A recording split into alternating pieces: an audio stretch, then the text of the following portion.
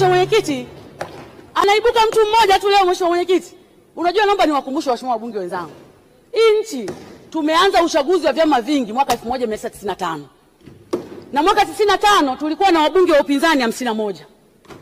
Mwaka 2000 tulikuwa na wabunge wa upinzani 26. Wakati huo Mheshimiwa Mbowe ndo aligombea urais. Mwaka 2005 tulikuwa na wabunge wa upinzani 41. Mwaka 2010 tulikuwa na wabunge wa upinzani 89. Mwaka 2015 tulikuwa na wabunge wa upinzani 116, na 2020 tuko wabunge 28 wa upinzani.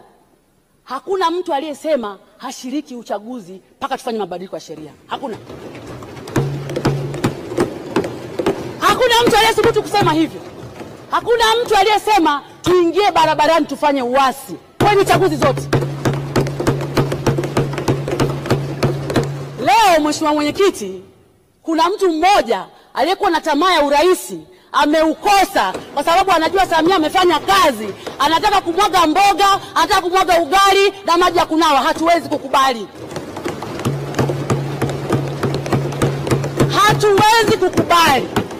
Ukweli ni kwamba kwa namna ambavyo mazingira ya uchaguzi yamewekwa, kwa namna ambavyo wameruhusiwa kufanya mikutano ya hadhara, kwa namna ambavyo wametumia vibaya nafasi yao ya kufanya haki ya demokrasia, wamegundua kwamba wakishiriki uchaguzi huu hawapenyi, ndio bana wameweka mpira kwa pani.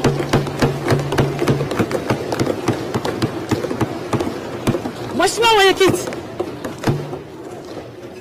miaka yote, awamu zote 6 ambazo tumeshiriki uchaguzi kwenye nchi, awamu zote CCM ni ile ile, katiba ya nchi ni ile ile, tume ya uchaguzi imeboreshwa mwaka jana. Wanaweka mpira kwa pani. Hii haikubaliki. Nataka niseme, unaweza kusema yote kwenye nchi, lakini mimi Salome Makamba ni Msukuma wa Shinyanga, sina pa kwenda. Pasipoti nimepewa na bunge ya kusafiria kwenda nje ya nchi, sina pa kwenda. Mama yangu, familia yangu haina pa kwenda. Hatuwezi kuhamasisha uasi kwenye nchi hii.